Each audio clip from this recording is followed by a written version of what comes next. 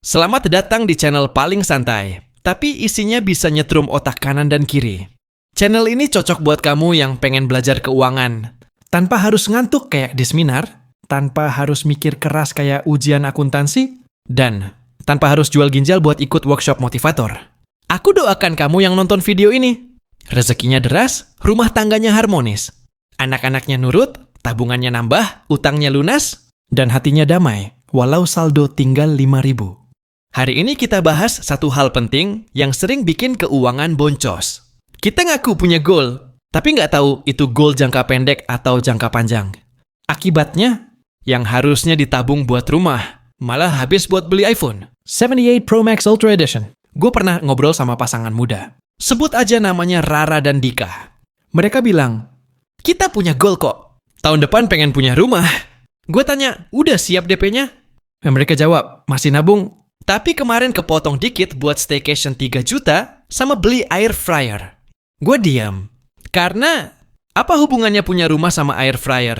Kadang kita tuh ngerasa udah punya goal, padahal yang kita punya itu cuman keinginan yang berubah-ubah tergantung diskon Tokped.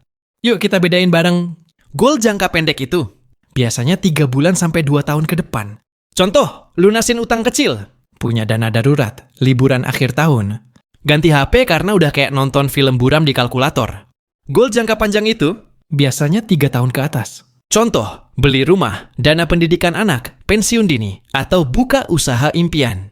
Kalau kita nggak bisa bedain, maka strategi keuangan kita kayak tukang bangunan disuruh bangun rumah, tapi nggak dikasih gambar. Asal nempel batu aja. Dan ujungnya jadi pos ronda. Karena semua dipikir penting dan urgent. Padahal beli sneakers edisi terbatas bukan urgent. Itu impulsif. Karena nggak pernah tulis goal secara spesifik. Pengen punya rumah itu bukan goal. Itu harapan. Goal itu harus jelas. Tahun 2018 punya rumah tipe 70, DP 100 juta, cicilan 3 juta bulan. Karena nggak ngerti beda alokasi. Gaji 10 juta, semua dicemplungin buat hal jangka pendek. Begitu anak masuk SD panik. Begitu kontrakan naik, galau. Tips biar keuangan kamu nggak kayak kapal tanpa kompas. Buat 2 daftar goal. 1 buat kurang dari 2 tahun. 1 buat lebih dari 3 tahun. Pakai sistem amplop digital milik Akademi Peta Kaya bisa. Misal, dana darurat 10%.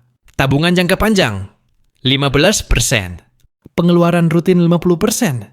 Hiburan 5%. Investasi 20%. Atur komit bareng pasangan. Ngobrolin goal itu kayak pacaran kedua kali. Bisa romantis, bisa debat, tapi akhirnya jadi solid. Yang penting satu suara soal arah hidup. Istri, sayang tahun depan aku pengen punya salon kecil ya. Suami, boleh. Asal aku boleh upgrade motor jadi moge. Istri, ya ampun, mimpi kamu 2 sama ibu saya ke.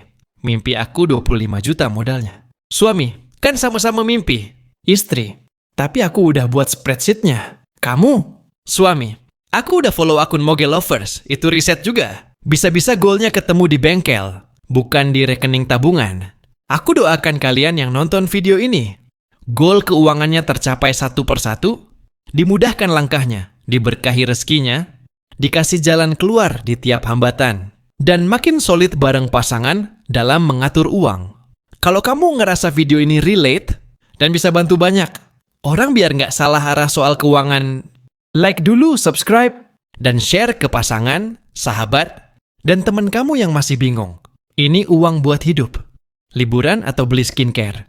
Yuk, belajar bareng, ketawa bareng, dan pelan-pelan warisin mindset kaya buat keluarga kita. Tulis di kolom komentar, goal jangka pendek dan jangka panjang kamu tahun ini apa? Yang jawabannya paling unik atau paling serius akan aku bacain di video berikutnya.